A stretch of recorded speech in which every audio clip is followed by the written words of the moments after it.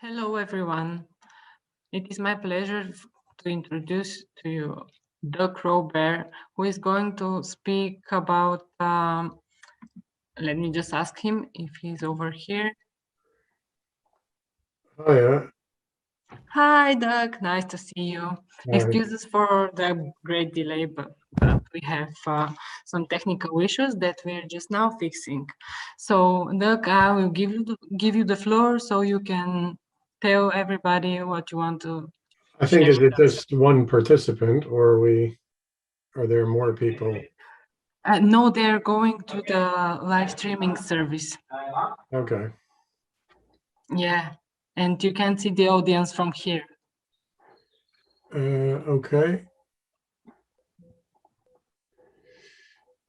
Yeah, so thank you for the opportunity, and apologies that you've had these technical delays. I realize in this new world that we all live in, it's a bit challenging at best to be at home.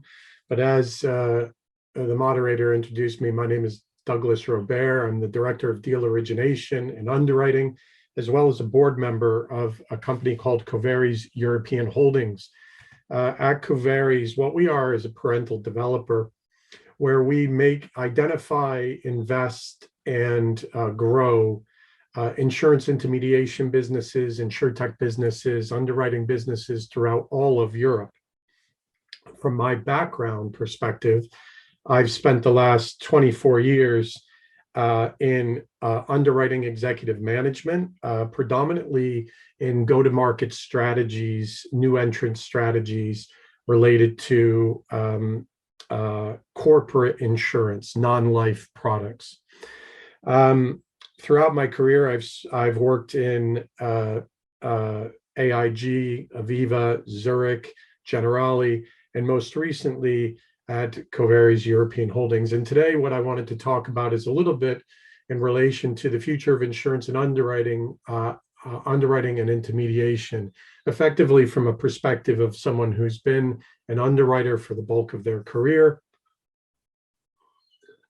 and take it from there. So the agenda and the time that we have permitting, realizing that we have a bit of a truncated period, I just want to go over a brief market update, talk about the challenges, the trends, the future space, and then closing, opening it up for any, I guess, moderated questions should they arise.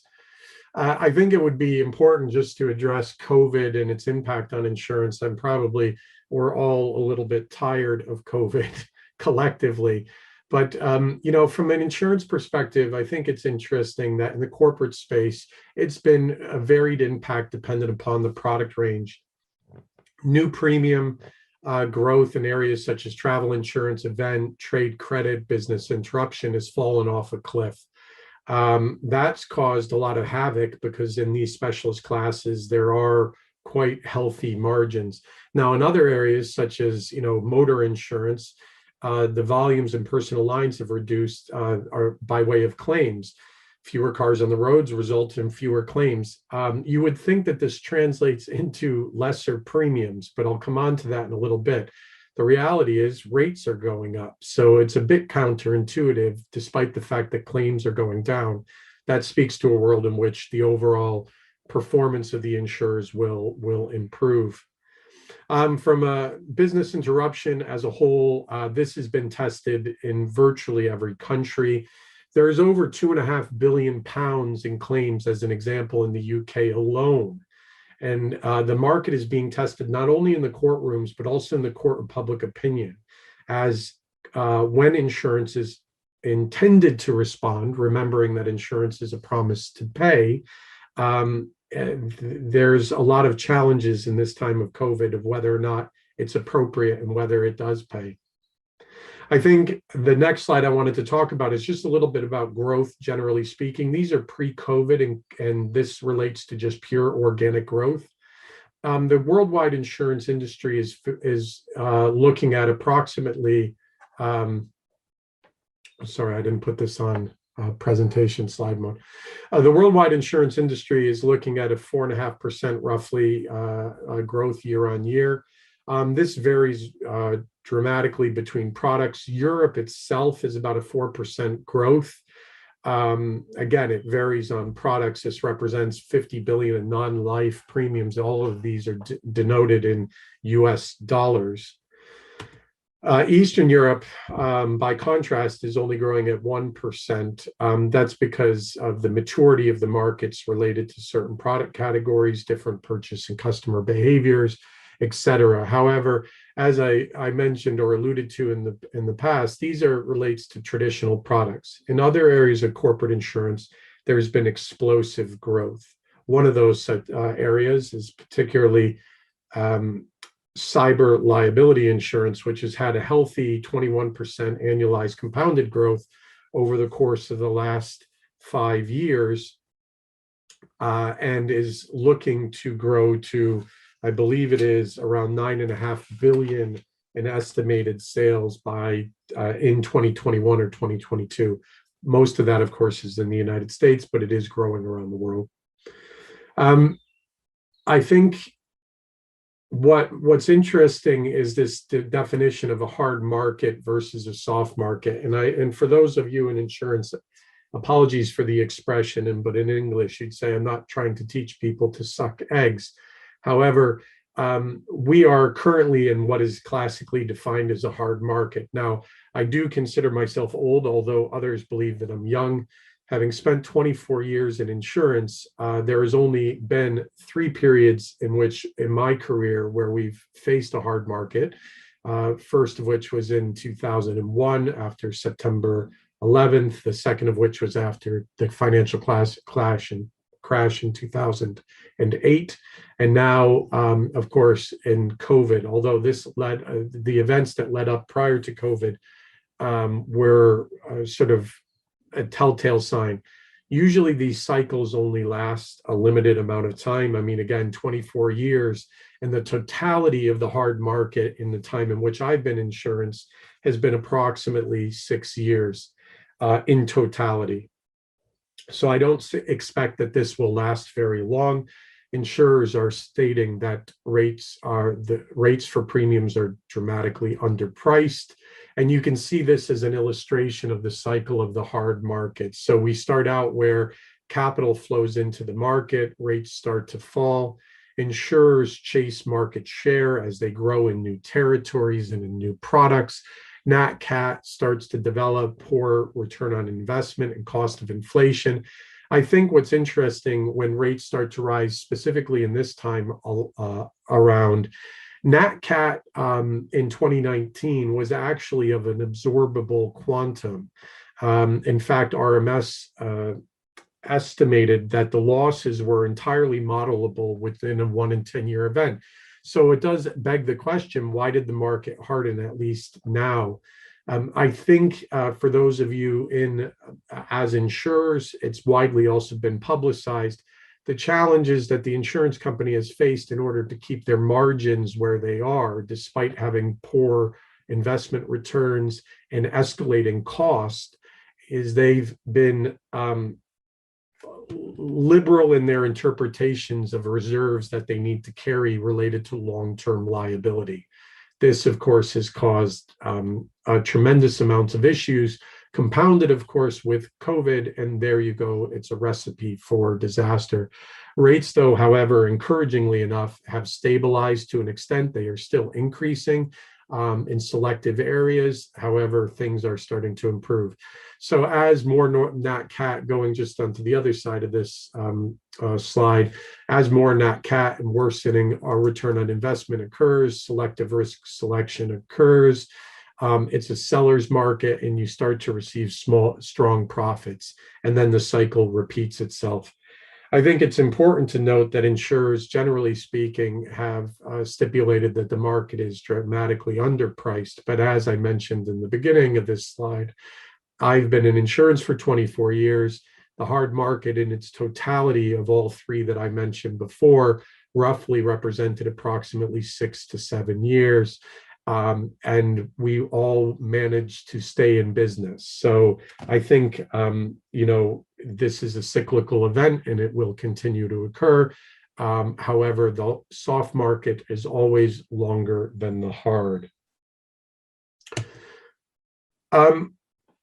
Industry challenges, I think, this is an interesting one as an underwriter professionally, but now having spent a good 2 years involved predominantly in insurance distribution. The road ahead is the challenges insurers are having to deal with is very clear. Digitalization of high volume, low value business. This means moving away from CAT classes and also looking at retail business where things are moving more and more online. Insurers have to start moving away from legacy systems and concentrating on delivering high volume business at an affordable price where they can actually make a margin. That means less hands and more automation. Commoditization speaks to the reasons why digitalizing their portfolios needs to occur. We're in a marketplace now where buyers have, with the exception of the hard market conditions I mentioned in certain commercial classes, consumers have the ability to shop around very easily, whether they do that with their brokers, whether they do that on the internet. They have the ability to choose to have a choice. And because they're being commoditized, insurers need to become a little bit more savvy in the way they package and price their policies. Improvement of data quality and analytics, I can say, having worked at many leading insurers in the course of my career, there is one universal truth: insurers have bad data quality and analytic capabilities. They're trying to improve this, but if you look at the fact that 80% of most IT spend inside an insurance company is dealing with legacy systems, this in itself shows you that analytics is probably getting less attention and money that is required to meet the challenges for the future. I think, improving the customer experience is probably paramount. Insurance in almost all classes is a promise to pay. It's an 11th hour product, and in many instances, a bad experience of a customer, I believe in excess of 75% of the time, will lead to a customer leaving their insurer. So improving the customer experience, improving the connectivity in the overall, I don't want to overuse the word experience, improving the overall journey that the customer has with the insurer will inevitably improve the longevity. It will also improve the potential for product density, which inevitably produces better returns on the customer as far as the insurer is concerned. Cybersecurity, as more and more things move online, it's important to note that, of course, security is paramount. It's paramount because of the individual data directives that exist around Europe and around the world. But insurers are really grasping with this. I had the fortune of serving on the European Financial Roundtable's response to creating a common digital landscape across Europe on behalf of my former employer. And I can say that when doing this, we were involved heavily in discussions with the internal corporate security department, and they estimated that they are just they're trying to keep up with the game. They rarely can keep ahead of the game. And then the final challenge I think that insurers have, given the landscape that I've just put forward to you, is really around disruptors, people without legacy, new entrants to market, whether they be Amazon, Tesla, as was announced, although that's more of an agency play, but also big disruptors in the technology space that can really look at metadata, put things together in a way in which they can actually streamline the process, remove a lot of the administration, and improve the experience. This is where insurers will really, as well as brokers, have to put a majority of their thinking in relation to the future. I think, Trends to be mindful of, changing customer behaviors. Consumers are becoming more savvy. That's been enabled through technology. Maintaining and growing profits in this landscape. Insurers are having an increasing difficulty maintaining and growing, largely because the return on investment over the course of the past decade has been dramatically decreased. Pricing has decreased. Costs have increased. So the overall profit margins that were once afforded, or where carriers could run their books at plus 100%, are now no longer permissible.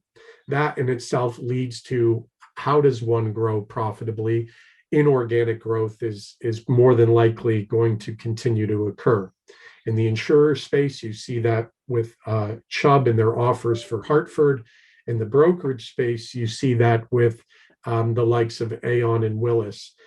Putting things in context, in the United States, around 33% to 40% of all premiums in the non-retail space, retail and non-retail space, are intermediated through wholesale and agency channels. In the UK, it's around 15 to 20%. In Europe, it's around 10%. I say that because the inorganic opportunities that exist in Europe will drive many US and also UK carriers, as well as European companies in themselves, to consider inorganic activity as a mechanism to grow. Regulatory challenges they are challenges, but they present opportunities. I always look at bad regulation as being an opportunity to create new products for growth. Digital disruption, I mentioned before. Carriers that spend 80% of their IT spend on legacy systems need to concentrate more on disruption and what that means as a trend, because it will continue. Talent and capability. We no longer look at a traditional corporation in the same way that our parents did. And talent is able to shift. And now that we work in what is accepted as a virtual environment, talent is a lot more flexible as to where and who they work for. But we also have to align capabilities and not forget that there is a lot of experience in the marketplace, and it should not be overlooked. So where do those people fit into the future world? Those are challenges that both brokers and underwriters are grasping with. And then the synthesis. How does all this interplay and how does it work together? We're all, I guess, collectively grasping at how we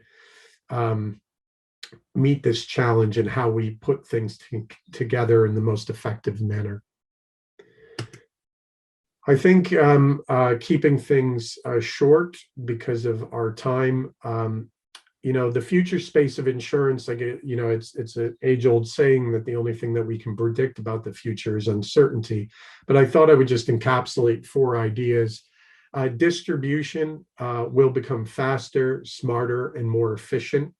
It'll be a vehicle for insurers to distribute their products and should not be viewed as adversarially. I think the second is underwriting. Underwriting will cease to exist as we know it now. I spoke in a conference in Singapore approximately 4 to 5 years ago, and I made sort of the prediction that the job that I have, should my son one day wish to enter insurance, heaven forbid, will not be the same job that exists in the future. So underwriting needs to gravitate away from its current space and start considering what its role in the future will be. Pricing will become more dynamic. It'll involve tailored solutions based upon smarter algorithms and better data analytics. This will drive the faster, smarter, and efficient distribution of products. Claims will be replaced with more automation. The claims experience, dependent upon the classes, represents a tremendous expense to the overall insurer, which impacts their profit margins. This will be looked at with more scrupulous attention in relation to its ability to be automated.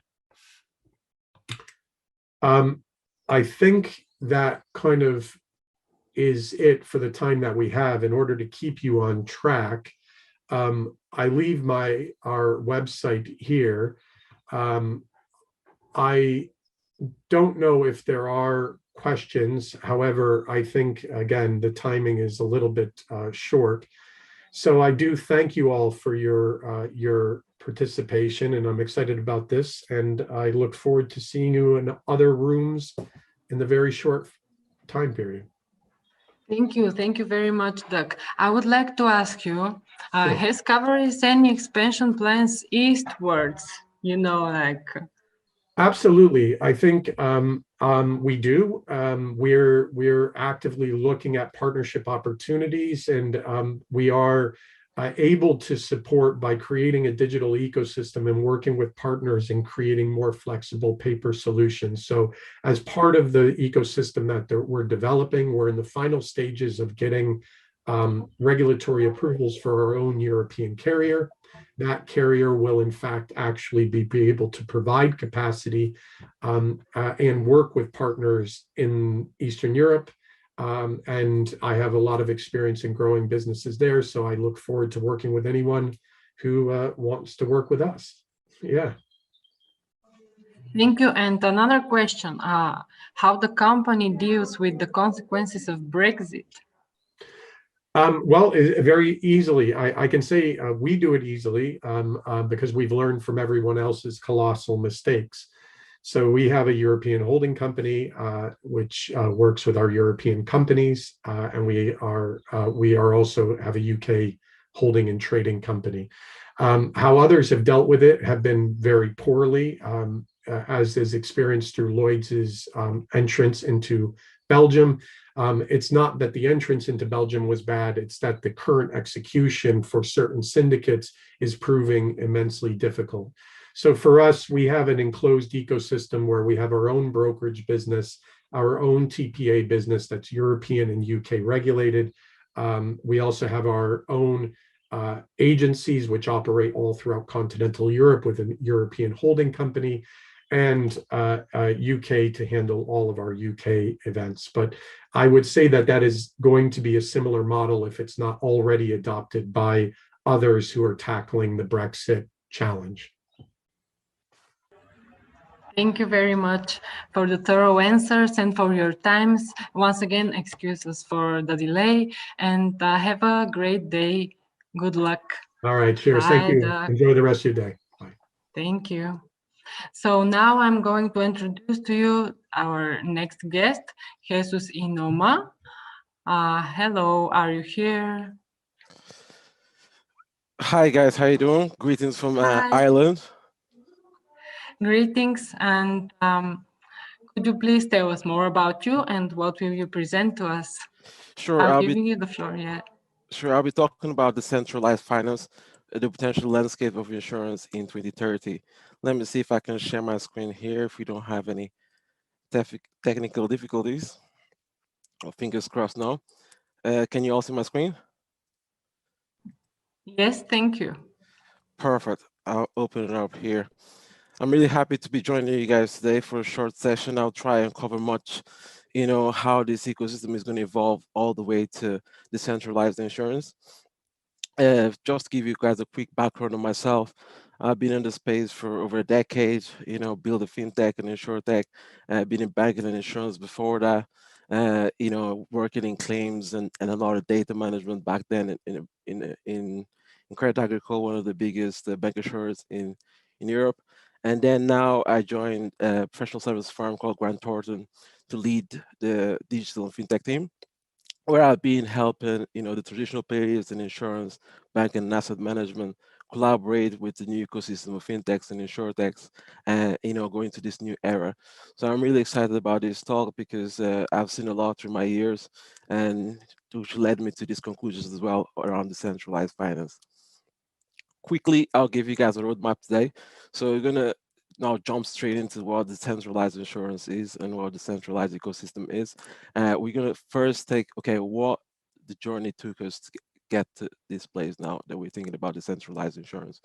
So initially, user first approach. I think that's where we started, but we're moving very, very quickly to an ecosystem first approach.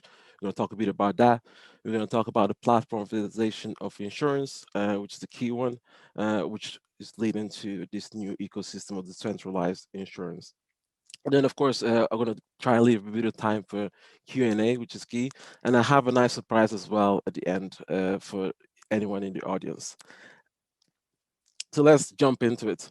I always like to start with sayings, and even like going back with Darwin, and stopping with our Jack Welch here, which has passed away as well.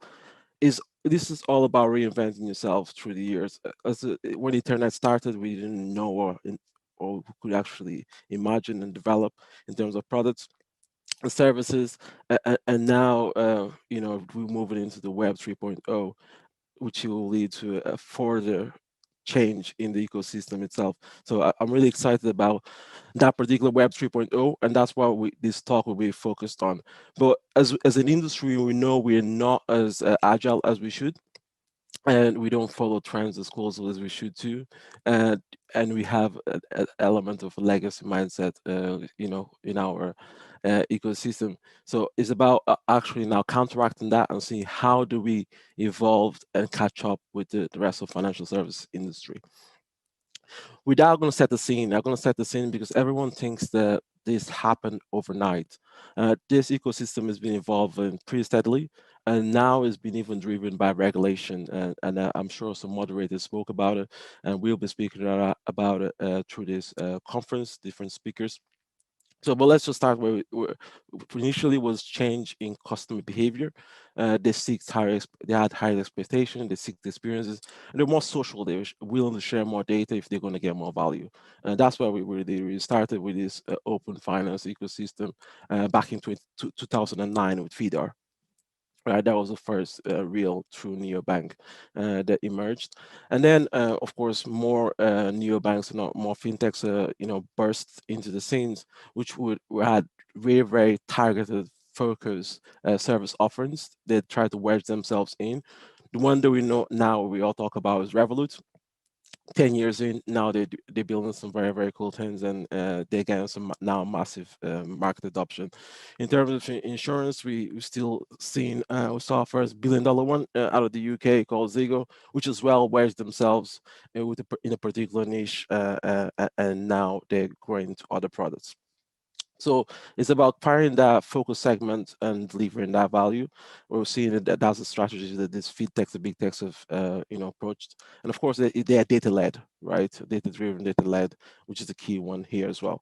But even if you look at the technology we have now, big data is quite mature now. We're talking a lot about machine learning. AI is evolving in a way, but for insurance, I think a key technology is Internet of Things. Internet of Things, it will be a game changer, and I think a lot of people have been speaking about it over the past 5 years, and the applicability to risk management, and I think it's going to be quite effective in that particular space, in terms of gathering real time data and augmented data sets. But if we now look into decentralized finance, we're looking at now the maturity of certain distributed ledger technologies, right? The one I'm going to speak to in this event, it is Ethereum, which is the one that most people are building the applications on at the moment. When you talk about distributed technology and blockchain, they're different things. The blockchain that we all know about, Bitcoin, which is associated as a currency.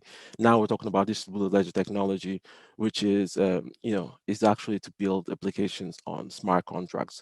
Of course, we know about R3 as well, Corda. But for this particular use cases I'm going to share today, it will be around DLT. So DLT is maturing, but we can see all the technologies are quite mature. You can see it, you can argue as well that artificial intelligence is maturing to an extent. And of course, the next frontier will be 5G and quantum computing. But let's focus on the regulation, because this didn't happen overnight. The European Union had actually been setting the pace, which is quite nice, and standards and regulations. So it started with GDPR, so customer own their own data. We moved into PSD2. Now the banks have to open their data, our banking transactional data, to third-party providers. And of course, now what we're talking about over the next years will be around open data and open finance and open insurance. And I think a start of that is actually reinventing certain markets, in this case, pensions with the pan-European pension product, which the technical requirements came out this year. So this showcases that this didn't really start overnight, which is quite exciting. But what is all about? Right, in terms of a model, this has been applied by the GAFAs of the world in the past, but for this example as well, due to the time that we have today, we're going to focus only on two. We could have gone through even some Asian ones as well if we chose them. So Google have understood this ecosystem first approach. So they have their our Gmail, they have Waymo, autonomous cars, they have Rally around pharmaceuticals, they have the streaming and YouTube. So these are different verticals, different services, but while integrated, they can understand their customers at a very deeper level and provide very, very data-led driven products, right? And create a new generation of products. So they've been applying this methodology and they've been really, really doing quite well, as we know. Amazon as well, same model. They've grew quite well in the past 10 years. You can look at the stock, how the stock has fared as well. But even if we look at the verticals, they are actually not related. So Amazon has music, he has the server, he has Prime, Twitch and gaming, foods, in retail, payments, and you can and so forth, and drones. So they also offer several services. They create experiences around the customer and gather more insights, that customer 360-degree view, right? Which is really, really interesting from a platform ecosystem point of view, first approach. So from our standpoint, we started here and we started in the banking space. But our hypothesis and my fundamental belief is this will move into pretty quickly into insurance, asset management, and funds space. And banking was only the gateway for this open finance ecosystem. But today talking about, okay, let's play forward a couple of years and look at decentralized finance in 2030. How that potentially could look like. So just to give you guys a bit more context around PSC2, this is what happened to an ecosystem when it gets open. Several players come in and start looking at several areas of the value chain. So in here, you can see the likes of insurance, you can see asset management, you can see foreign exchange, you can see different providers coming in. And this is what happened to banking, right? And a good actual example, from my point of view, we'll be talking about this for the past 5 years, is Starlin. Starlin said, okay, they had several players building awesome experiences and building really, really great products. We don't need to reinvent the wheel. We really have to think about an ecosystem first approach, and we're just going to connect to these great players. So this is the old screenshot, but you can see that in loyalty they connected one, in savings and investments like Wealthify they connected, insurance they had a partner at Casco, and they have more now. So this is what we call ecosystem first approach, where you go in and you connect the several players, and not only you connecting them, then you add in your layer of value on top, your unique value proposition. In this case, Starlin was different ways of onboarding banking providers and providing that digital first approach as well to their customers in London. So we have been observing, as I said initially, this ecosystem for a while, and coming back to say, okay, how has this evolved? Our traditional observatory, of course, is focused on the bank, insurance, asset management, and funds. But these fintech teams has been maturing. Let's say the clusters have been created, particularly around these areas. So for this particular conference, we're speaking around insurtech, where you can see that if you take the tech out, because the supervisory technology has been very, very hot: regulation, payments, lending, insurance, funds, wealth management, audit, property, and sustainable finance. Really key teams where insurtechs are going in and doing quite well. So let's see if I, yeah, perfect. And then when we're talking about the likes of open finance, it's these players here that will come in further and try and take a piece of the value chain, and I'll touch on that later on as well. So we'll take a pause and we say, okay, this ecosystem first approach has been embedded, it's working, right? And now let's just give you guys some tangible examples about how this platform of digital insurance is actually happening. Because it's easy to speak to, okay, these people are coming in, taking a section on the value chain, but how they are actually doing it. This utility pays, retail, telcos, and so forth. They said as well, same model as Starlink. We're not going to reinvent the wheel, right? We're just going to leverage some of this fintechs that build also experiences, and we're going to take a piece of the value chain. So is it untraditional players, right, coming into financial services, leveraging new entrants to capture an opportunity within the market, right? So how does it all work? Give you guys a holistic example, go around the world. So it's give you guys a feel that this is not only happening in Europe, it's also happening in other continents. So Amazon in the likes of Asia, ACO Auto Insurance, providing a very, very good product there. And it would be an interesting play for Amazon. Vodafone and telcos, leveraging Peza platform, one of the first payment platforms in Africa to also go into insurance. Tesla, I could have put in Tesla mobility, but I wanted to give you guys something more exciting to think about. So Tesla in Australia, they're leveraging solar panel, solar city company that they have to now tap in potentially into home insurance as well. Namely is a use case quite known in Europe, the likes of Free Now and Park Now and so forth. They, with their platform as well, could potentially look into insurance. Uh, Facebook is one that I'll be looking pretty closely because payments, a natural gateway after payments will be, insurance. And what platform will they use? WhatsApp, I think, is a key one. We're seeing that already, Latin America and Asia. But they launched their payments platform in Brazil, and they're doing some tests in Asia as well. So this is not new as well. Facebook has a big audience. So why not capitalize on that wallet, as we call it? And then Vrali is a very interesting one because Vrali, I've been looking at Vrali and speaking about Vrali past, 8 years when it's founded, and it's an interesting one because they could go into insurance, looking at the likes of DNA and so forth. Now they have a partnership with a big reinsurer, and now going also into insurance. So we can see now even adjacent industries moving into insurance using platforms to deliver their products in a distributed manner, more effective manner. But this is all predominantly what we call CFI. It's still centralized finance and it's still that Web 2.0 experience. And now we're moving what we call Web 3.0, and that's where this main talk is actually centered on. This main talk centered on decentralized finance.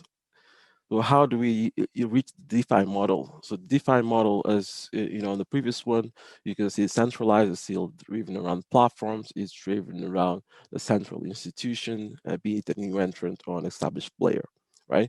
But if we look at the Web 3.0, the next generation of fintechs, they're driven by the consumer and the value proposition as well by capturing the market via the consumer. So the consumer would drive the liquidity pools, will drive the protocols, will be the main stakeholder in the ecosystem itself. It's a very interesting model, and for this particular conference, I'm going to focus on only two because due to time constraints as well.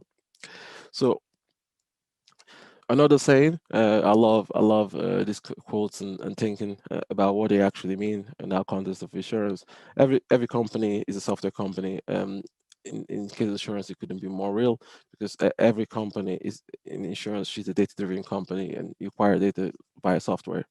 So it is quite impactful saying by Satandela, and we should start thinking like that, right? I think even dogs, I captured a bit of the dogs talk before I joined and started delivering this talk.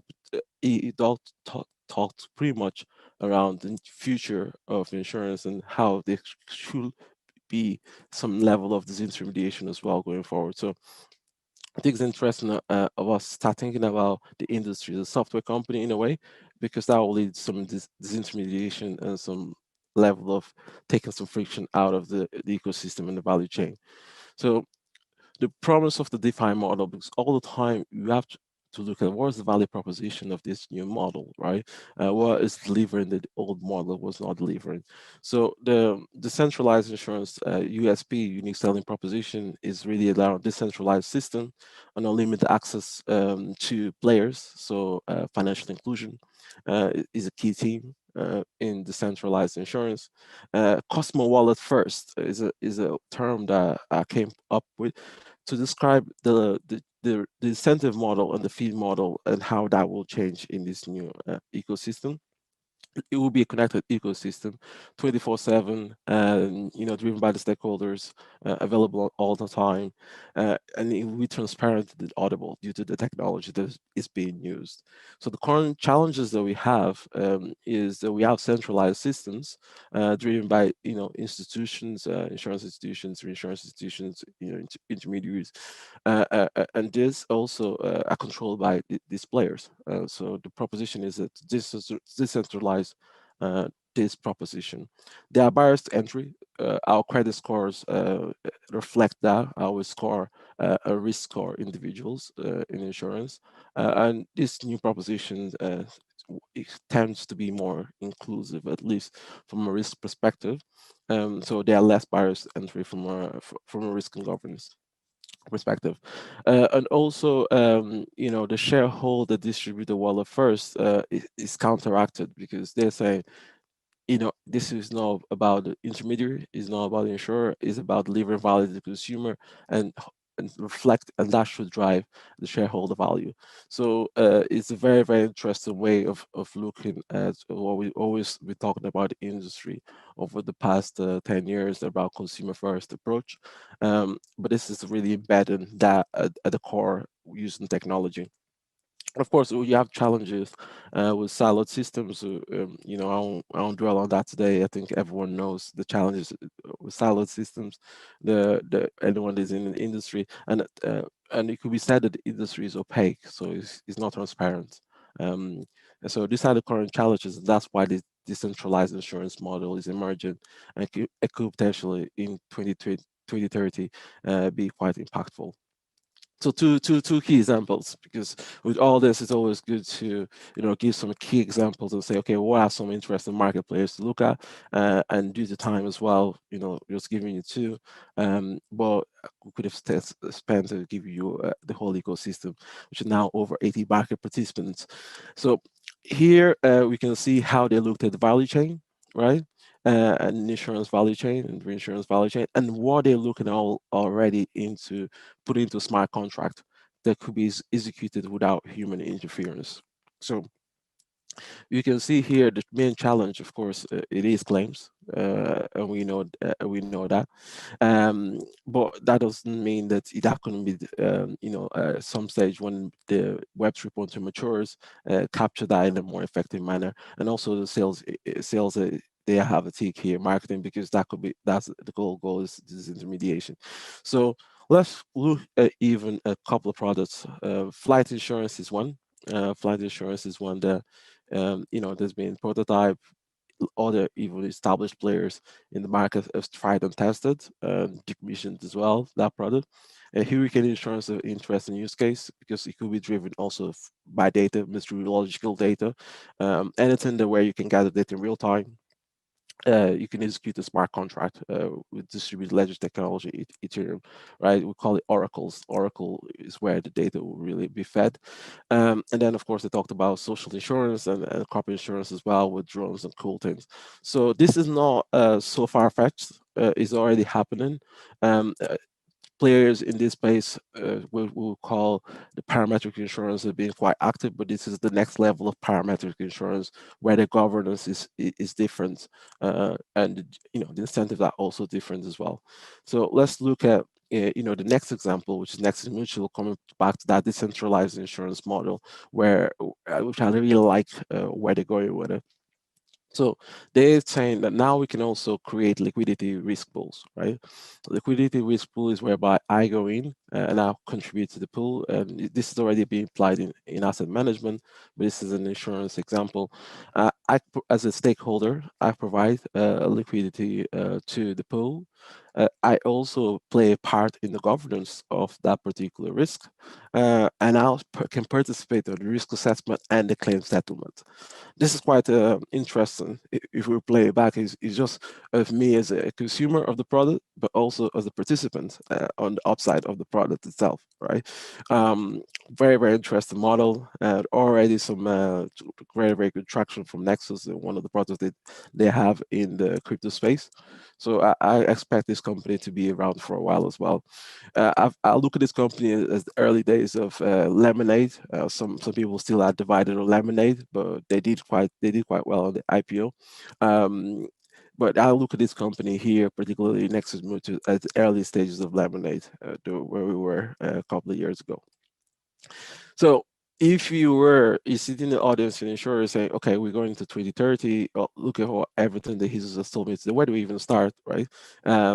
This is it's quite challenging looking at my environment, immediate environment I'm in, right? One thing for sure, you can leave that if you're going to take a message from this talk is don't start where you are. Because where you are is pretty bleak, right? In terms of your systems, most people are in the industry, a majority, because we run studies, and because you're confined by these systems, and these systems is not where you should really start, because of the infrastructure, as you can see by the roadmap today. I shed some light. EU won't stack up. You won't just stack up. So from our perspective, we would say if you're looking at insurance in 2030, you have to really look at your digital and your data strategy with first design principles. That's where you should be led.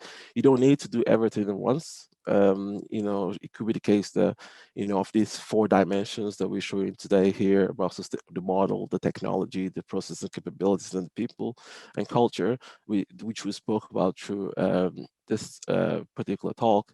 You can start in one particular area and see how do I apply first design principles in a targeted way, and then move on to the other areas. At some stage, you should find yourself in a cadence whereby you're running proof of values or proof of concepts in these 4 different dimensions, and then you're really accelerating your journey to that decentralized finance in 2030.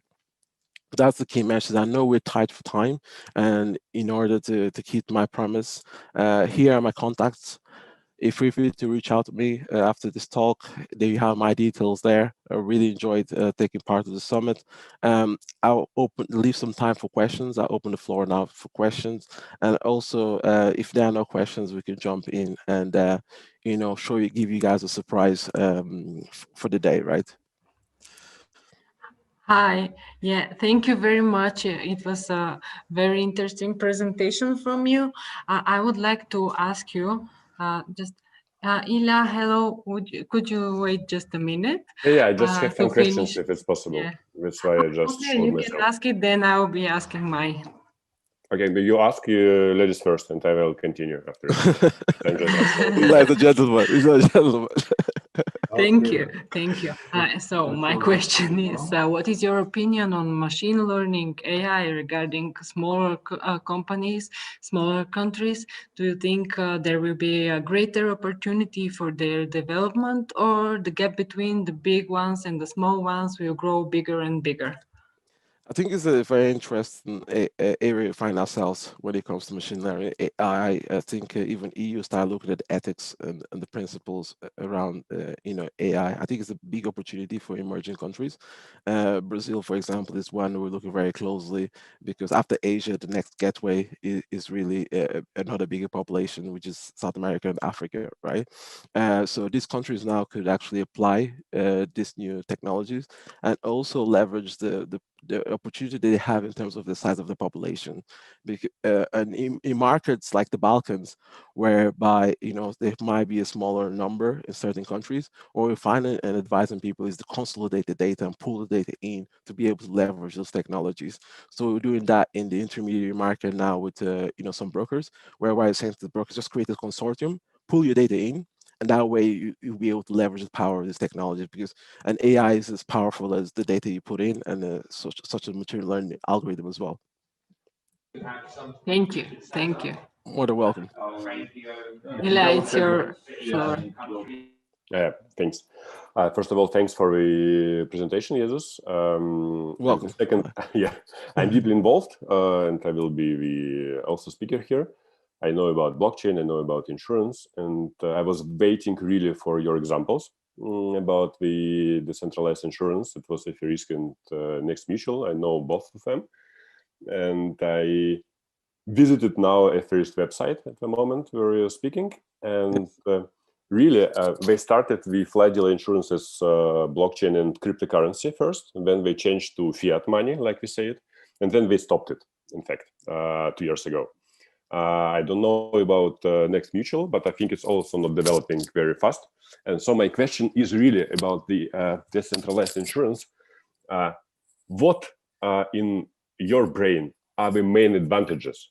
And because the traditional insurance, and I will speak about it, it's like a kind of parametric insurance. We have the trigger, we have a flight delay, we have the data, and we make the payment. And in your case, what are the really main advantages of the decentralized insurance? Except of blockchain and keeping the insurance contract in blockchain, because I don't believe in it. Just really. Yeah, 100%. And that's why, Eli, with my examples, I don't really focus on the technology. I always focus, when we're doing use cases and what's the problem that we're trying to solve and how do we apply first design principles. And the technology now empowers us to do other things, which is, I always say, technology agnostic, problem centric, right? But technology now empowers us to do other things. Let's just pair back to a problem that we have. You've seen a lot of this wealth, health, wellness, wealth apps and, health apps as well. We'll just focus on health, right? Health insurance. So you've seen likes of Vitality and others, propagate the ecosystem. We can name Decadus, etc. So they're saying to, the initial players that they capture in the healthy population, right? So if I'm healthy, of course, I'm going to share my, health data, be it my heart rate, my sleeping patterns, etc. I'm going to share that, and it's going to go into a pool, right? But main question they always ask: what happens to the unhealthy people? Do they get excluded from the system, right? And how they're going to be measured, right? So the power of this decentralized risk pool is it can now collateralize those people in a way, right? Think about people as units, right? You can collateralize that risk. I can get a population, coming back to the initial question, of, on, let's say, riskier individuals, right? Around the world, collateralize them in a pool, and that price now becomes affordable in terms of health insurance for everyone, right? So this is what a decentralized ecosystem on insurance 2030 could look like, is being more inclusive, because now I can partake and say, okay, as a consumer, I care about this community, and I want it to be insured. And I think the flight insurance was an interesting one. But if I was doing a decentralized insurance in 2030, I would look at flood insurance, for example. Now, we have a very, very good geospatial technology as well, maps, etc. That's an interesting gateway for the insurance industry. So I think the problem with insurance and how we looked at these technologies, we were like, okay, this is cool, let's just play with it. And we didn't look at from a first design principles, how do we reinvent the product and say, okay, what are we trying to do here with insurance, and how do we solve this problem? Tesla, for example, when it went into the car manufacturer, they looked at it from a first design principles. They knew where they needed to start. Coming back to, you said some of them will be decommissioned because it is an iteration, an evolution, right? But there's a journey to be had. But I think the first design principles, looking at the problem and how can you solve that, whereby the whole ecosystem around the world can partake in it. I think it's an interesting way. Thanks. I think we should keep a contact and then Definitely. Thank you very much for your time. It was a wonderful presentation. Thank you again. Now I'll be giving the floor to Krasimir Hristov. Just before you gave the floor, I'm sorry, you have a surprise for us, and I forgot about. I'm sorry. I want to give the surprise to two insurers in the audience, because at the end of the day, it's about giving back and paying it forward. And this is daunting, and that's why I always say it's key to know where to start. So the two players in the audience that are part of this summit, we're going to be offering a digital maturity assessment. This is worth around 30,000 euros. So someone can come in and get a targeted steps on their journey.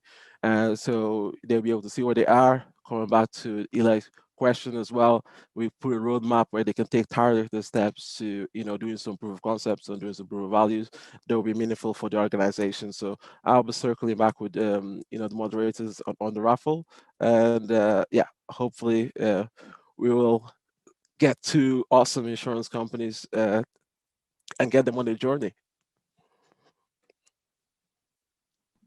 Thank you. Now, I'm sorry, I forgot about it, but no worries. I'll see you. Take care. Have a good yeah, one. bye. Bye, guys. Take care. Now I'm going to give the floor to Krasimir Christov from Bulgaria, and he's here to talk about digital mapping. You can thank you for that, and let me try to cope with the technologies here. First,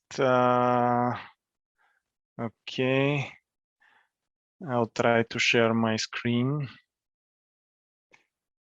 Okay.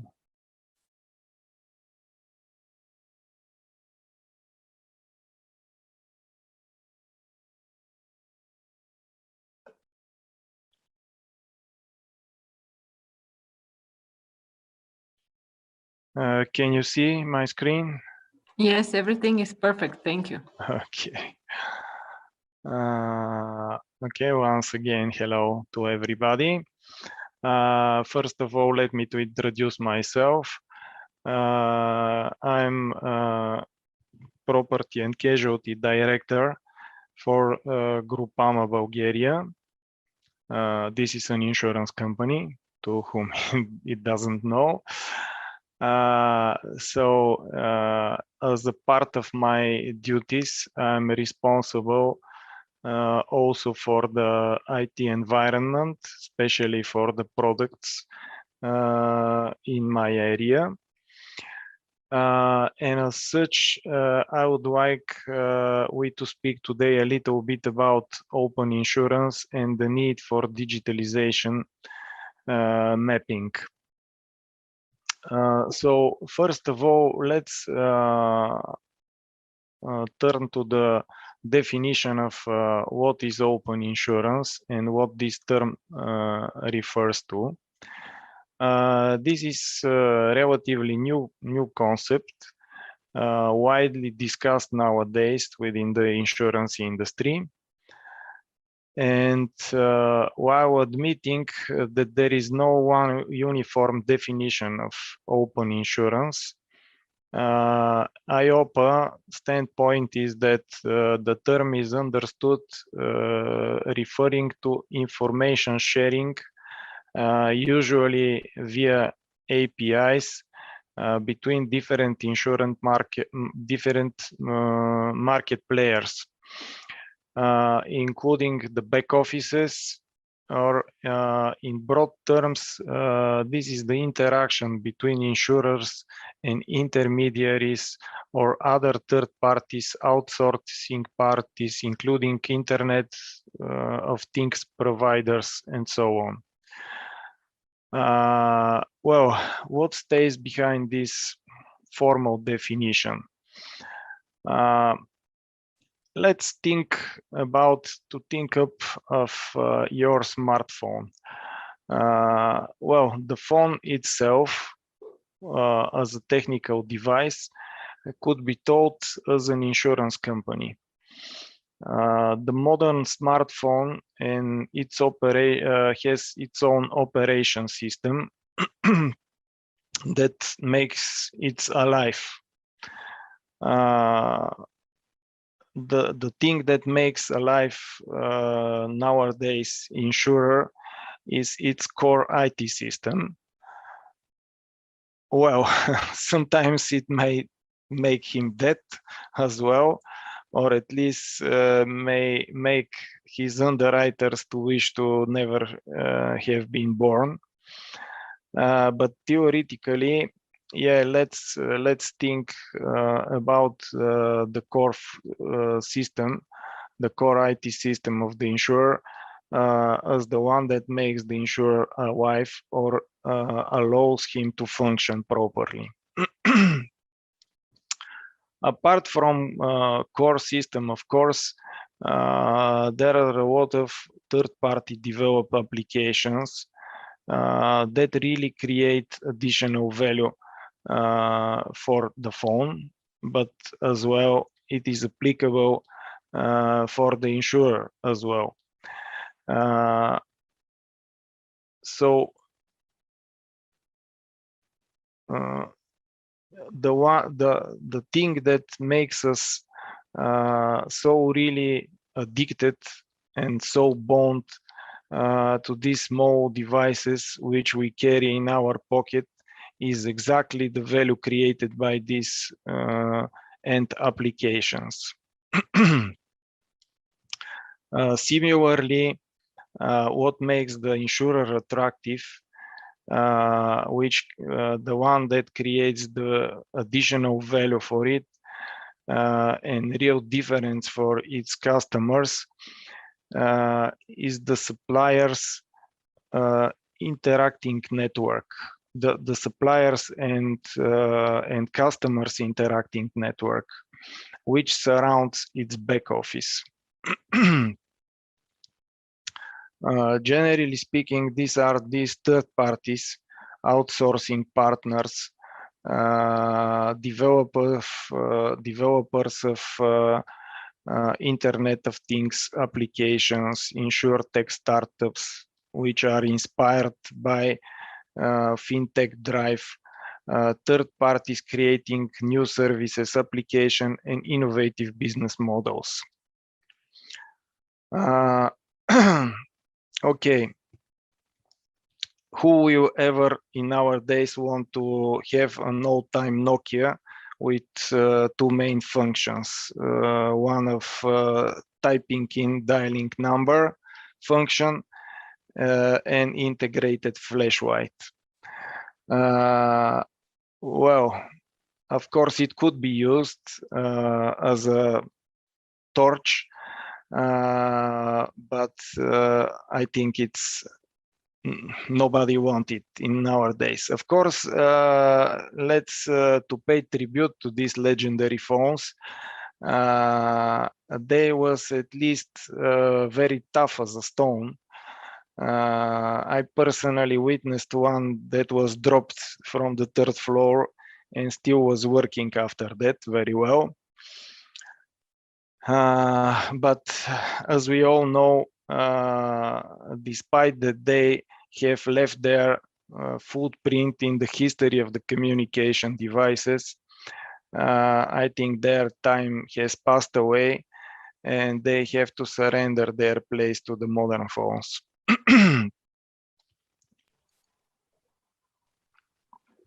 Excuse me, Krasimir, we are seeing only the first page from your presentation. Correct? Okay, actually, I'm to sorry. start with, I have no many slides. Sorry for this, as my presentation was prepared really in the last minute. So I only thought that it was some kind of luck or bug, or I don't know. I'm sorry. Yeah, okay. No, it's not a bug. I will rely a little bit more on your imagination, and I will describe you the concept I want to conduct to you. Because yeah, it's really a few slides. So coming back to from phones, yeah, I think that was the idea. So this is probably supposed to happen to traditional conservative insurers who are functioning or are relying to function only based on their core system or on the specific functionalities which they have developed particularly for a specific case or for their own network. Now, when we have this understanding, let's shift our imagination again Probably it would have been better if I have if I have prepared my presentation, but okay, I will rely on your fantasy. So moving from phones, let's think a little bit about the spaceships or spacecrafts.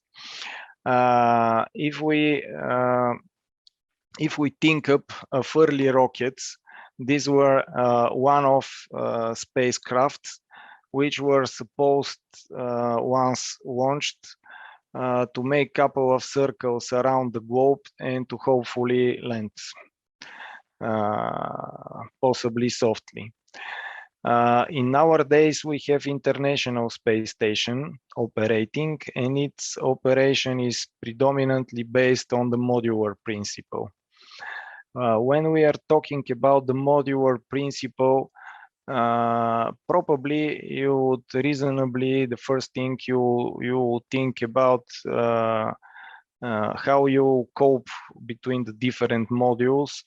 And of course, in order to do this, in order to join the two space vehicles, you would rather need a proper pre-agreed standardized interlocking devices for docking.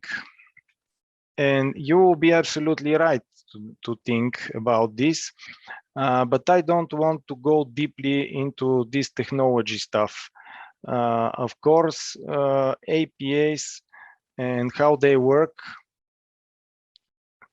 is a key element, but now we have well-developed technologies in web services, and that shouldn't be a problem.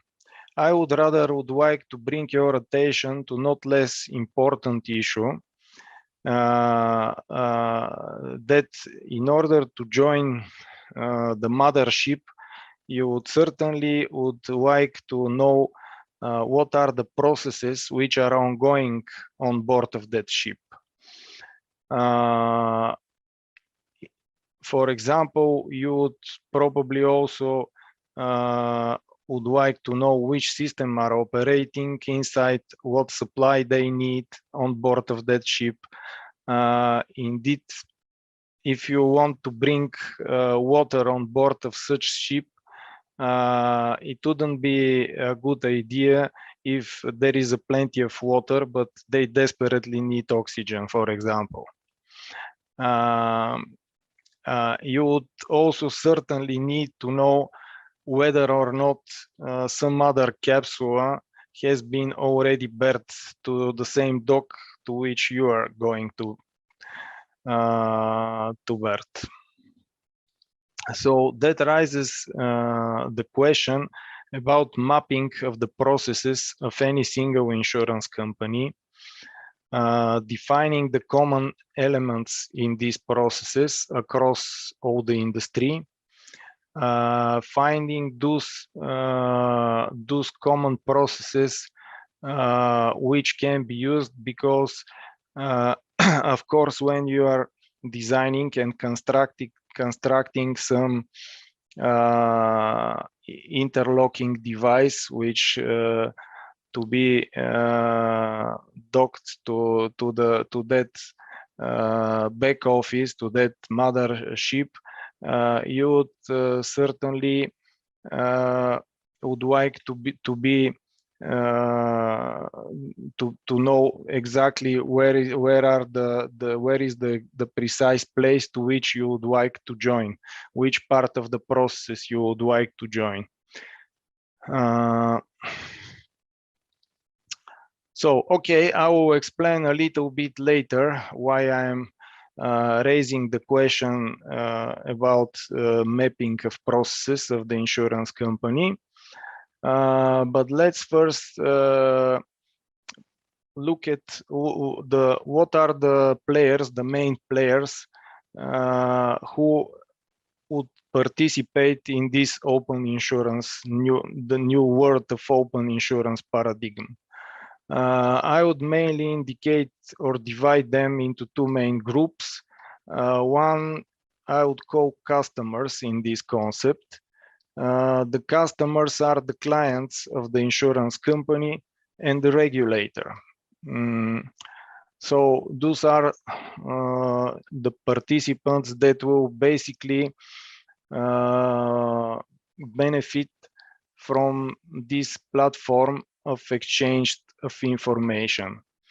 I don't like to go deeply into discussing. I think their benefits are really obvious for everybody. They will benefit from the bigger and more extensive sources of information, databases, warehouses of different information which they may need. Rather, what is interesting for us from our point of view of insurance as an insurance company and intermediaries are the second group, and this is providers of these services, where I would outline predominantly insurance from one side, insurance companies and different types of intermediaries, brokers, agents, and as well software companies, developers, different startups, innovators, who are supposed to create the technology and the basis for this open insurance platform. So let's look at our region.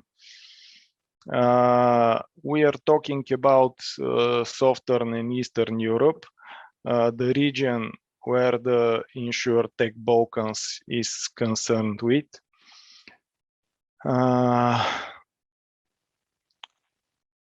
If we look to the main players, we estimate the volume of this market, if we are talking about the insurance company, would be approximately of 200 plus insurance companies in the region.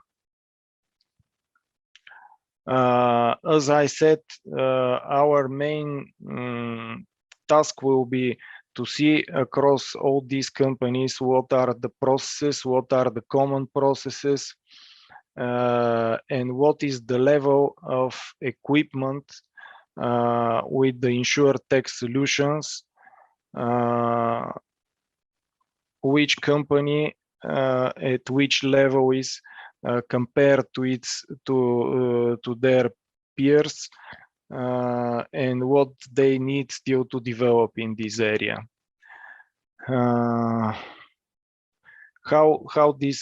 all these companies are prepared for this technology jump into the future. So the core technology, usually what we see in the region is obsolete core technologies. The IT, predominantly the IT system built around the old school idea of full security of the core system, which is the key element of that systems.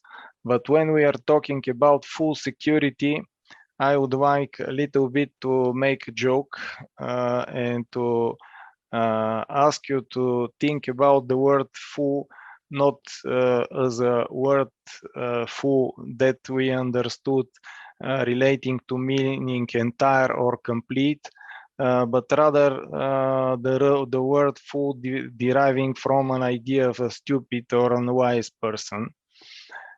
So it's rather to be called a silly secure or foolishly secured system.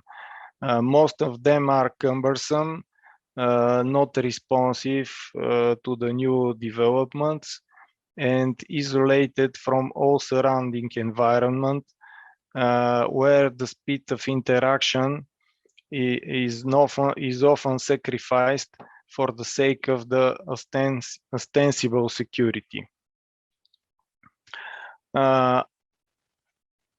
API technologies, yes, indeed, it requires some time and resources, development of such tools, and often the resources are limited and engaged with fixing the core system, which was described in the previous point.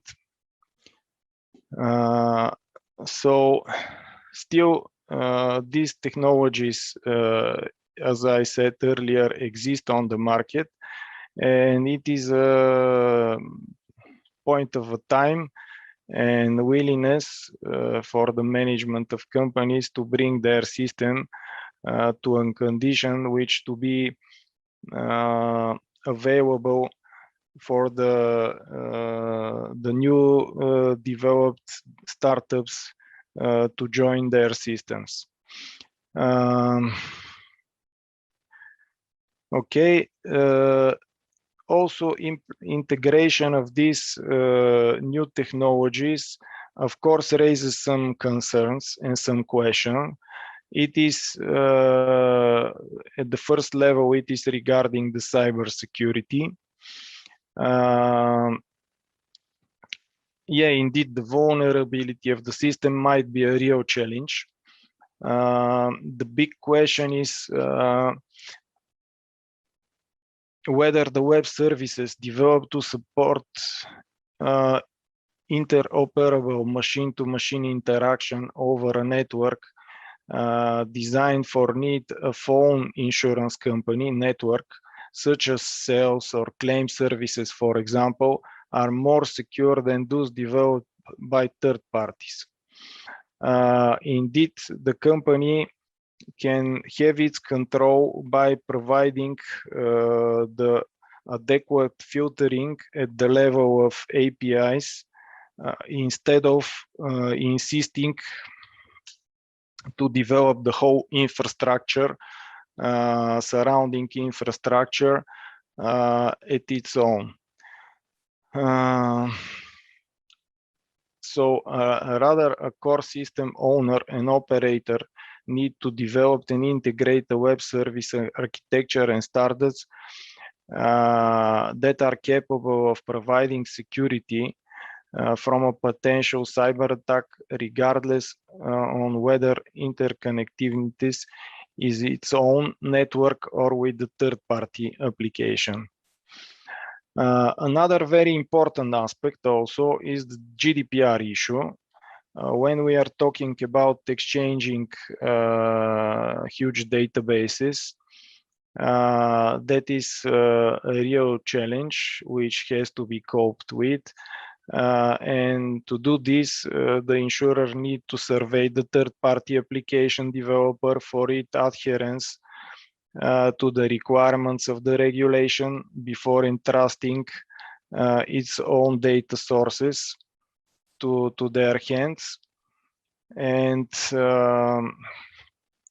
there is a need to place the necessary mutual contracts and declarations ensuring the mutual prevention of exchange data as per the legislation requirements. And on the last but not least, the bigger challenge, of course, is for those third-party developers to understand properly the processes inside of the insurance company and where they can be of use in their core processes.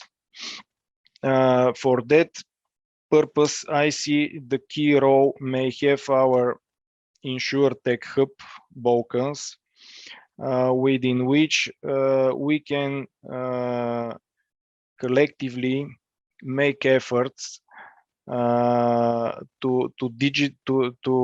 map our processes inside the companies, which will both make first of all, to provide the visibility to the third parties on what is exactly the process and when they can fit into this process. Secondly, for the insurer, it will give an idea of what other companies, their peers has developed as an IT technologies and where they are with the digitalization, with application of any kind of InsurTech innovations within their system. So to properly assess their own position and their own perspectives. This is the task on which we are working very actively recently here in Bulgaria, trying to attract on our side the Association of Bulgarian Insurers. That would be great also to expand this idea and this perspective across the whole region. That way it will be more attractive to companies developing new technologies.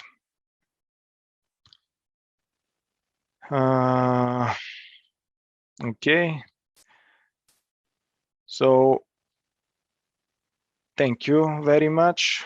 I would be glad if you have some questions now or later, and you can contact me directly or through the Desislav's contacts. Thank you very much, Krasimir. I have one question, and if someone has questions, they can contact you later, because now we are just streaming the presentations, and we are not in contact with our viewers. So my question is, how do you evaluate the readiness of the industry to share internal data for tech purpose of mapping? Yeah, this is a quick question. Thank you for this question. Of course, there is a usual resistance, as it might be expected from the people from the industry. You know, insurers are conservative people predominantly. Main concern is that somebody else will know better what exactly what are their own processes, and that way they will become more exposed and or vulnerable to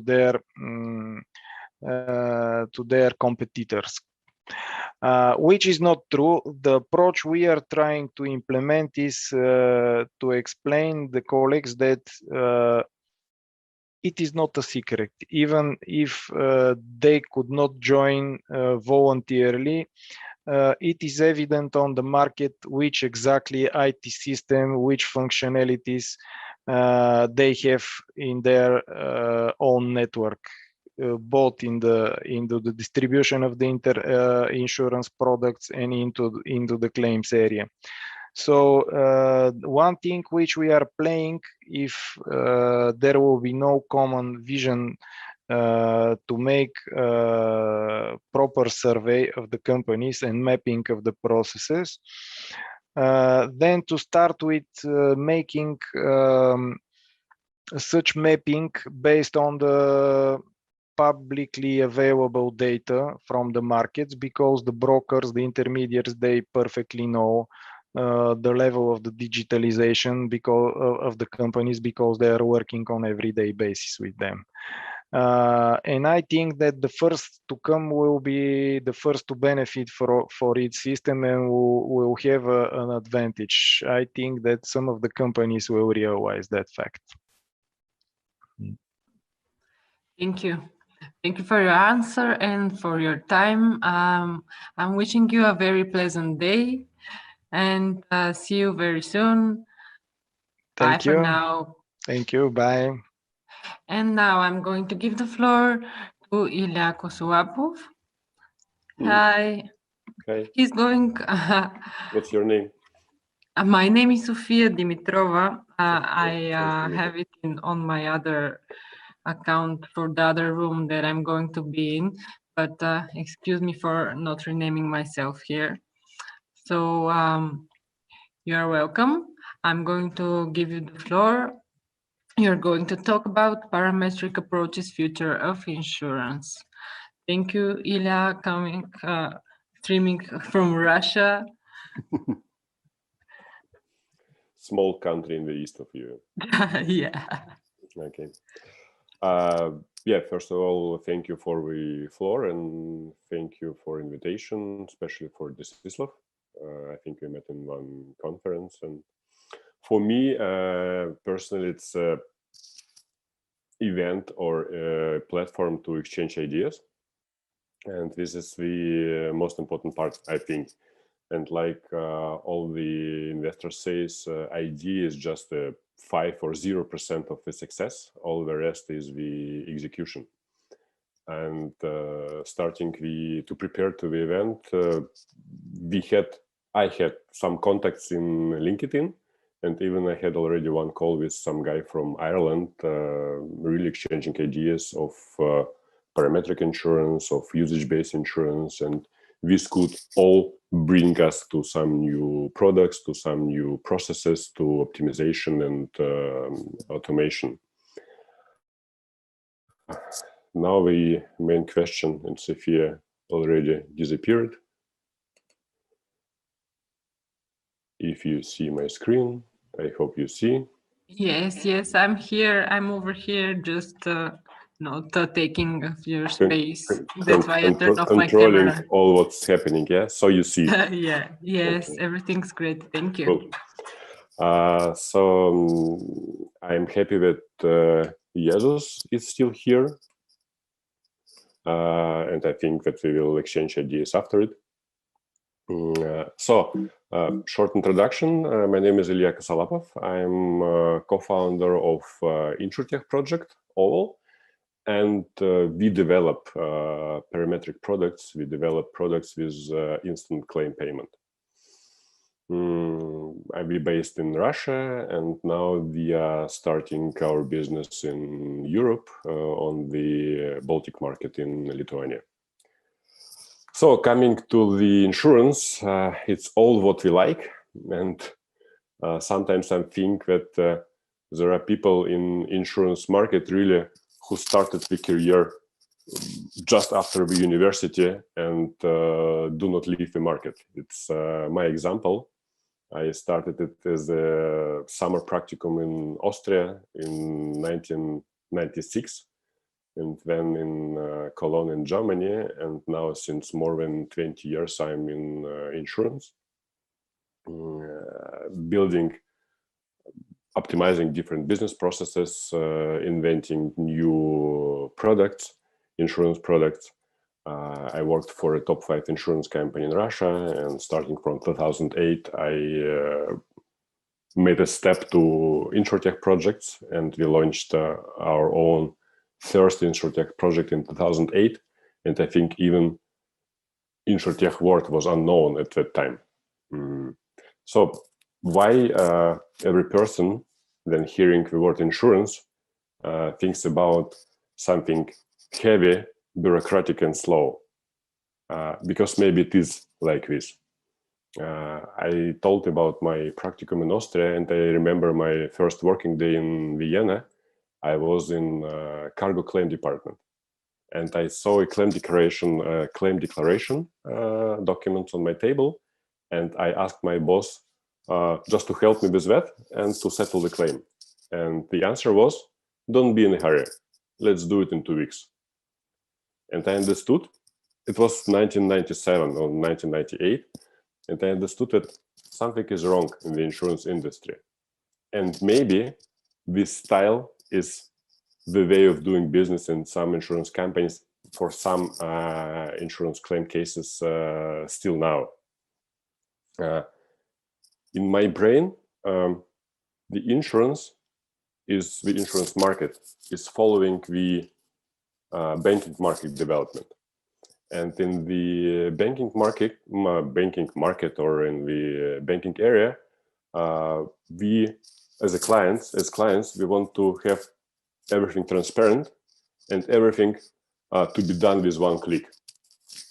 Even one, say, payment.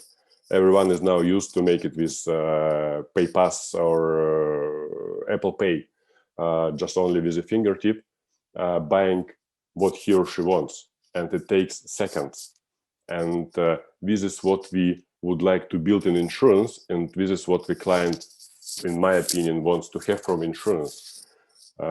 Really to spend minimum of time for buying an insurance policy, and then to spend, I don't know, minutes or maximum days to get the money back. And we call it a short mobile session. So now we used to do it from our smartphone, and really it takes just, okay, you are walking, okay, I need some maybe insurance contract, or I want to renew insurance contract, or I had an accident, I want to get my money. So some seconds, some minutes, and then I have the issue solved. So coming to the question, what is insurance? If it really to simplify a lot, on the others, on one hand, we have the policy buying or policy selling, and I speak also inside about the actuarial calculations, about the underwriting, but the main is the result. The client has the policy or the insurance contract, and it should take really some minutes, and Doug and Jesus spoke already about it. It's all about the customer experience or user experience. It should be really simply explained. All the conditions should be transparent, and the customer needs to know what he or she is really buying, and in what cases he or she will receive the claim payment. And on the other hand, you have the claim settlement after the accident. And here, when I tell about the insurance to my investors, what is insurance in fact? And I explain it that the insurance is a tool which helps to restore the financial position of the client to the equal one that was before the accident. And here we have two situations. Whether the insurance company or some outsourcing companies from the insurance will repair the object that was insured. Say the most common example will be car insurance, or the client gets the money. And the sooner it happens, the better it's for the client. Because in fact, if we compare banking and insurance, in banking, the client sees immediately the product he or she is buying, say credit or money transfer. But in insurance, the client buys, okay, some years ago, the client bought a piece of paper with all the conditions, but now he or she received just an PDF file in email, and that's all. And this PDF file could cost you 100, 200, 500, or even 1,000 euros. And then he or she is waiting, okay, when I have the accident, how will the insurance company behave in this fact? And the service of insurance is really the claim settlement.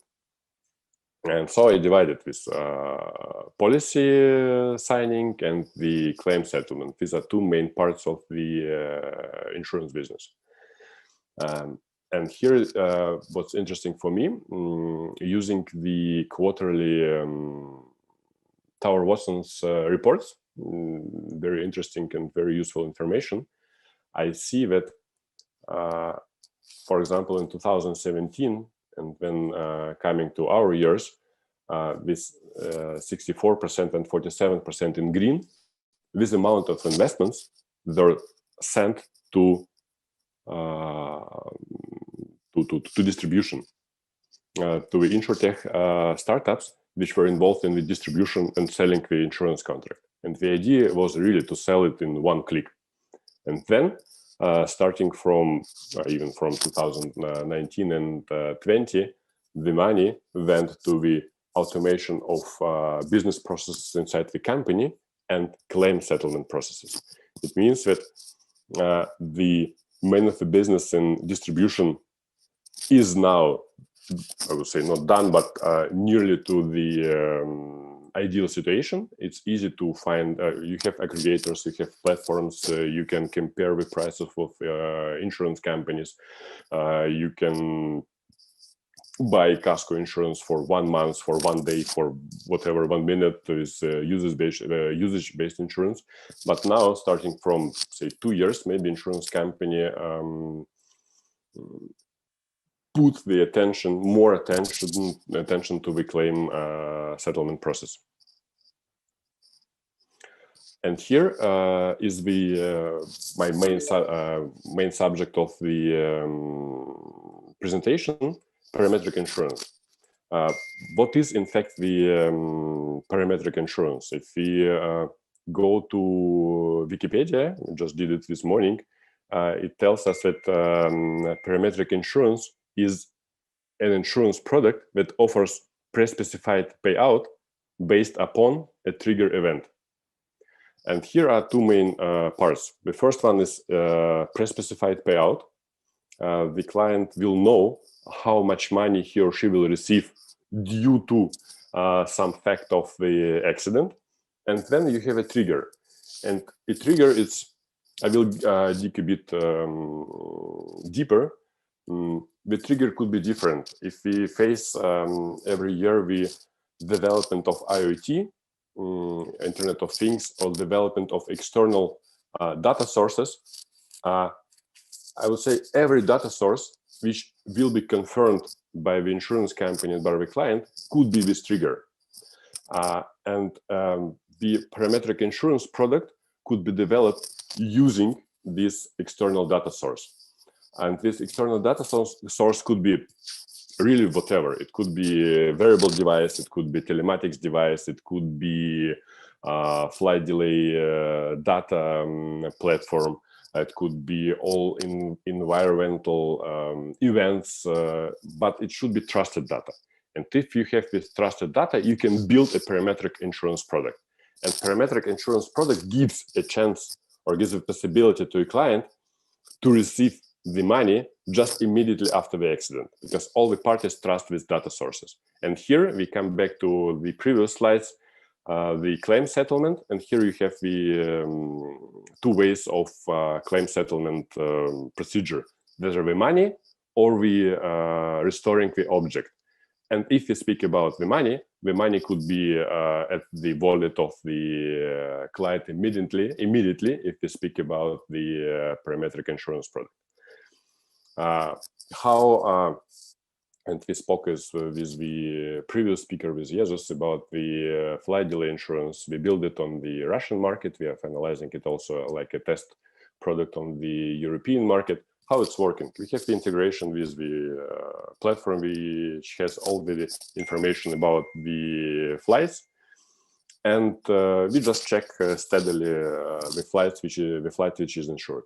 And at the moment the flight is delayed or cancelled, and this is the accident due to the insurance contract, we send ourselves an SMS to the client saying, hey, your flight is delayed, you are to receive the claim payment. And the only thing what the client has to do is to input the data about the banking card.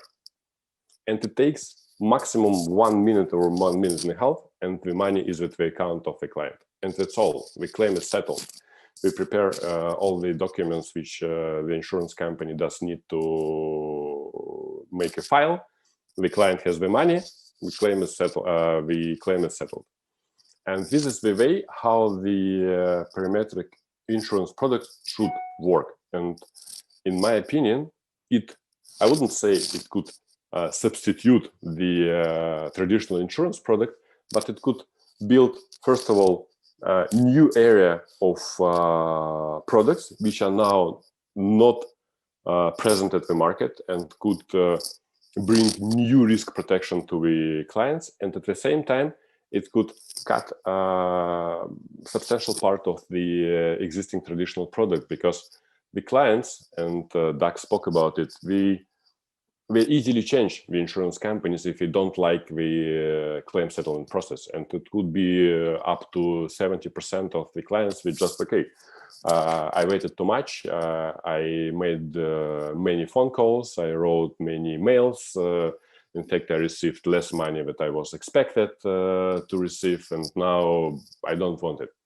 And the client in this case depend on the subjective opinion of a company employee. So the company employee, the insurance company employee thinks, okay, if you speak, for example, about the PML, possible maximum loss, speaking about the, say, home insurance, no insurance company will pay the total insured amount. They will think, okay, here we have some bricks, some stones, so you can use it in your new home, and we will pay you less. And in the parametric insurance, the client is not depending on the company opinion. We just have some special events and some predefined payouts. So if the event is like this, so if the flight is delayed for 1 hour, you will receive 40 euros. If the flight is delayed for 2 hours, you will receive 80 euros, and so on. I understand that the home insurance and car insurance, it's much more difficult. But speaking about the telematics, speaking about the optical recognition, about the Sputnik pictures, you can just, in some years, imagine the picture, then the claim adjustment is done automatically in seconds.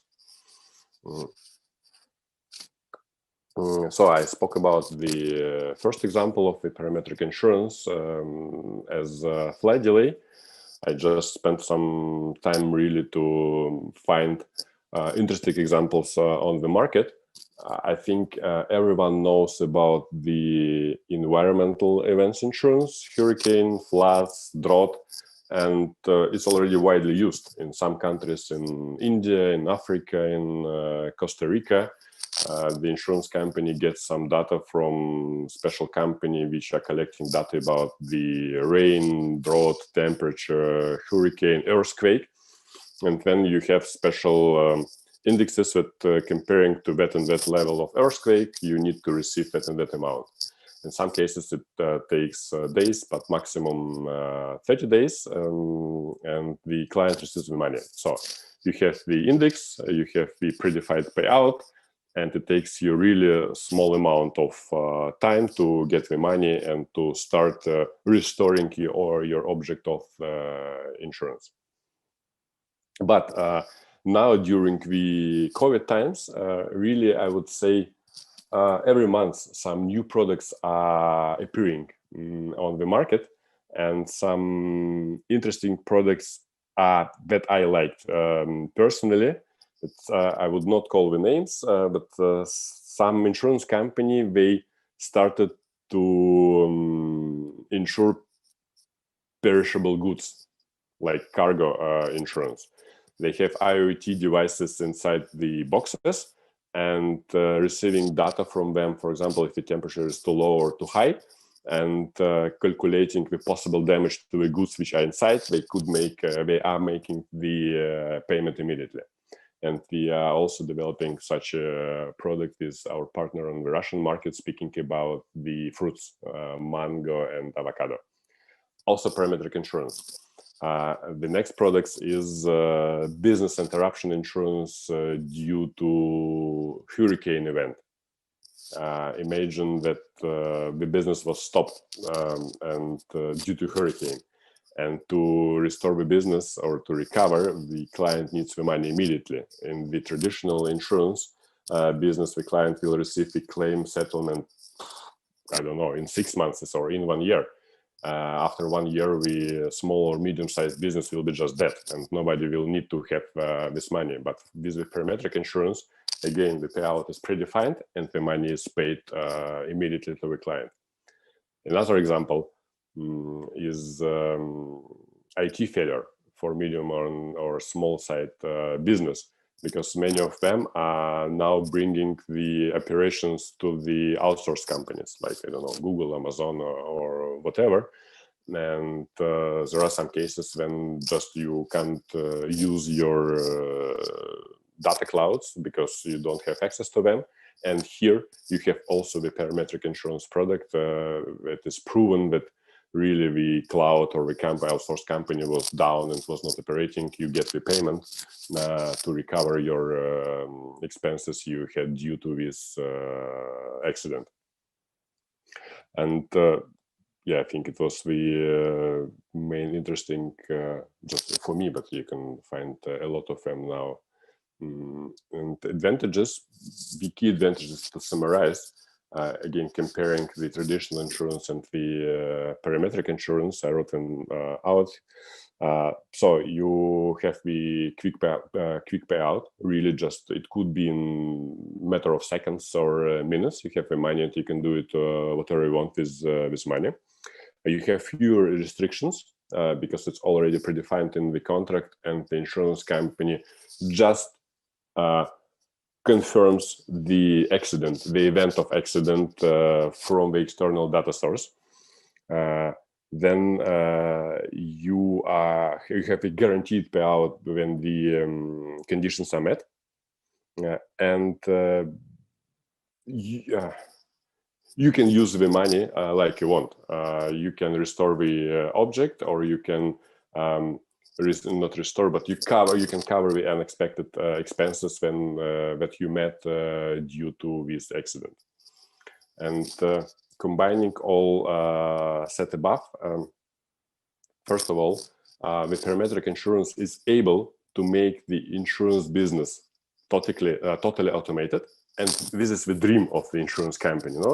From one side, you have the flow of contracts and money, which is also already automated due to all aggregators, websites, etc. Or even what is really the, I would say, future of insurance, when the insurance is implemented in the main object, which is bought by the client, say what Tesla is doing, for example, or Trof, but the protection is already inside the main product. And so on the other side, you have the automated claim settlement process. And I think this is the solution for the main financial players on the market. Why say even this Facebook, Google, and Amazon are making slow steps to the insurance market? Because I think this is the issue of the claim settlement. It's not automized, and we do want to have all the process automized. And now we have this chance and tool. So we have the selling contract on one side and the claim settlement on the other side, and then we have all this huge number of clients. They can offer some innovative insurance products, and then really you should define between the say large companies, between the products first, because not all the products and not all the risks could be settled as parametric and could be developed as parametric product insurance. And the second, we should think about the target audience, to whom or to them the instant claim payment is suitable. Because for the large companies, for example, say large car companies, we have big financial or big amount of money at the bank account, and they could cover their expenses immediately using their own money, and then wait for 6 months or whatever, 1 year, but to receive the full, if they are lucky, the full amount of the claim from the insurance company. So answering the question, could be the parametric insurance products the future of the insurance market? In my opinion, previous year and this year, really they are gaining attraction, and they are taking more and more place in the new environment. And it is the way to find the right path to the clients and to the claim settlement procedure. So from my side, my contacts, now it's a very modern word in the investment society, sustainability. And what we are bringing to sustainability, we bring out all the papers from the insurance. and even with the name cards. So if you scan this QR code, you will find all my contacts immediately in your smartphone, and we can speak about the parametric insurance, about the insurance, about the Balkan market, about the Russian market, whatever. So happy to be here, waiting for the questions from Sophia or maybe from other people.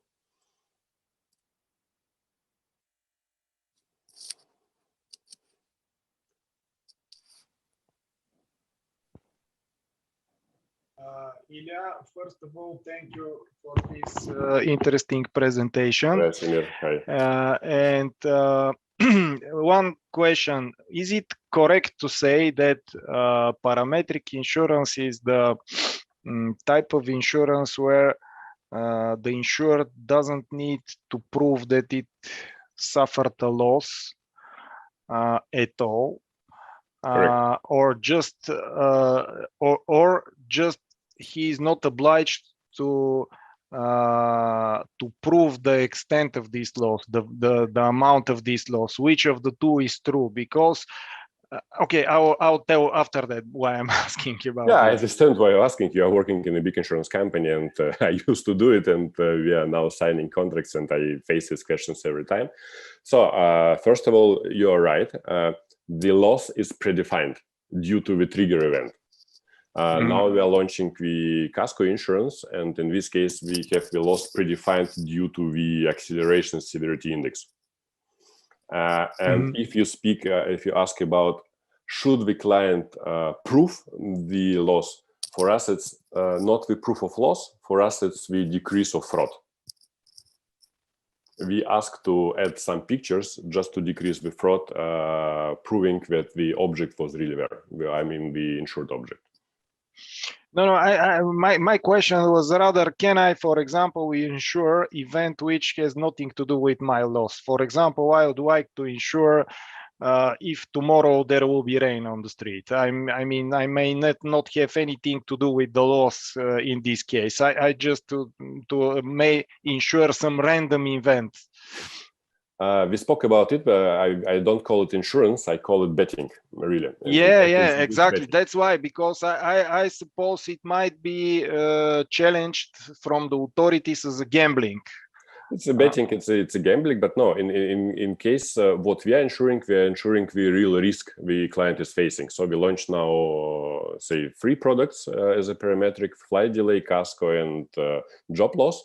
In Casco, you have the car, and you need to prove it. I mean, we have all the data about the car in internet, and we have the data sources. And for the job loss, you have the you need to have the contract.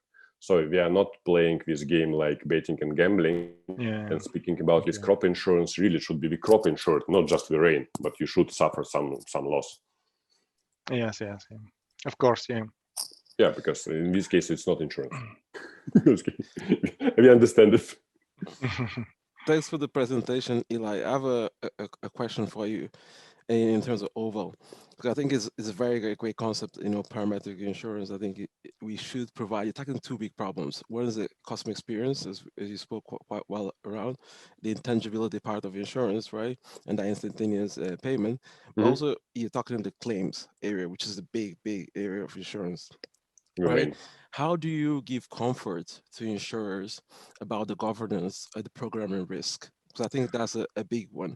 Just to give you context where I'm coming from, because from AI, when we're talking about autonomous driving, which we're still far from it, they were saying if something goes wrong with the algorithm, who do you sue? Do you sue the car manufacturer or the algorithm? Right? I like this question. So in this case, how do you give comfort to the insurer? Look, it was a long process. We started, as I told, this flight delay insurance, and flight delay is very simple. You spoke about this example from Etherisk. You have the data source, and using this product, we just explained to them that the insurance process could work like this. And we built all the procedure, all the scheme, legally correct. Because you need to have all the file for the insurance company, using that in the document that the claim really happened. Because if the central bank or the tax authority will ask, they need just to send to them this file of document, just because of the legal procedure. And the claim payment also, it was an issue, because really we needed to find this correct API to the bank account of the insurance company, which was opened with our access. And really the insurance company needed to trust us that we are allowed to make the payment only due to this accident. And so it was described all in the contract, and the procedure was built. I mean, all the legal scheme, all the financial flow and the document flow. And then we moved to the Casco and to other products. And now we are building, say, selling the business interruption product for the cargo cars due to the accident. Because we are standing and repairing and we lose the money. And it's also after it all the same process, but the insurance companies start to believe it is possible. I get you, Eli, because one of the things, like for example, with the parametric insurance, if we do use an Oracle, just data feed from an API, right? Mm-hmm. So from what I understand, you use paper in the chain to actually deter the risk of, exuberant claims, like say a governance programming error. Because if I was getting a feed, let's take the example of the aviation industry, and the feed was wrong, I could pay millions of claims automatically, right? So with this paper, is it an interesting one? So you use the paper as a deterrent, because you have to produce, let's say, 1 million wrong paper, base claims, right, in order to trigger multiple events of payouts, right? Yeah. I understand the point, but look. No, it's interesting. I like how you guys are going about it. In the flight delay, the claim payment is very low. Yes. It's not like the say plane crash, and you can control it, and you will not have a huge say excess of loss because of one plane delay, and you will not have a lot of customers inside. We calculated one event 2 years ago. The plane crashed in Sheremetyevo. And you had 1 or 2 days delays because of that, and so you have that delay, that day also delays, and we calculated the total possible loss, thinking if all the passengers were insured. We calculated the number of seats, the number of planes, everything. So the maximum loss was something like 3 million euros. I would say it's not that dramatic for the insurance company. I mean, and it is controlled also. And then, it's every time negotiation with the insurance company before signing the contract, how we control it. For example, if we have a huge hurricane, we can move the claim to the hand operations just to check and not to pay the thousands of euros. And after it goes normal and so on. Super. Yeah. With the Casco insurance would be much more difficult, but now we already started to sell contracts. Sophia, happy to see you. Happy to see you too. Thank you. I have some questions for you. Really? To ask about parametric insurance. Parametric insurance can use DOT for the purpose of process automation, but which solution you deem most appropriate? What is DOT? For distributed ledger technology. I would say, so I will ask Jesus for help. I would say the distributed ledger, it's not the data source, it's the way of operating the financial flow and the document flow. And this distributed ledger is, I would say, if we speak about the peer-to-peer insurance, it could be like a data source for the claim settlement, if Jesus, you were correct me. If, for example, we have a way of claim settlement, then you need some 2 or 3 confirmation from the policy holders, and then the payment is done. It's the idea of this peer-to-peer and distributed ledger. But in our case, we are not playing this game now because I think it's not the right time at the moment. And again, you will depend on the subjective opinion of the other policy holder. For us, it's like more external trusted data source, like telematics device, like wearables, like some data from internet and so on, but not the distributed ledger. Yes, correct me. I think you're right. There's that evolution from parametric to smart contract on a distributed technology like Ethereum, and is that element of, do I want to go fully decentralized, or do I want to centralize my operations so I actually can do some several iterations, understanding of the product, as you said, Eli, started with the travel, let's just try Casco now, understand a bit more of the product, then evolve to others. With this real edge technology, there's less control, right? So you're leaving it out the world, and the world actually gets to learn in a decentralized manner. Cool. So Sophie, together we answered your question. Yeah, thank you, Amber. And then how do you evaluate the fraud in parametric insurance? It depends on the product. In every product, we have different ideas, and you discuss it with the insurance company. So we add pictures, we add geolocation, we add some additional information, comparing data from the telematics. If you speak about Casco, from the telematics device, from the smartphone. And we add pictures, like I told, and in the flight delay insurance, we add the picture of a boarding pass to prove that the client was really at the plane or was intended to fly.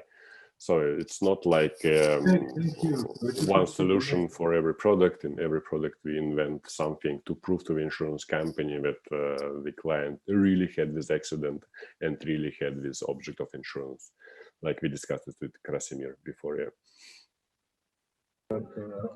Thank you very much. If you want to add something else, you are free, because our room is open till the next event, which is later at 3 o'clock Bulgarian time.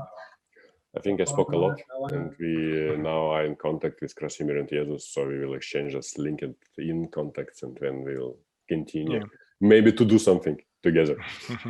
Yeah. Looking forward to it. Thank you, everyone. Thank you you. were great. See Thanks you. for your Take care, time. guys. Have a good day. Have a pleasant day. Have good luck, and I hope I meet you someday soon. In person. I don't know. In Belgrade. Thank you. Thank See you. you. Bye-bye.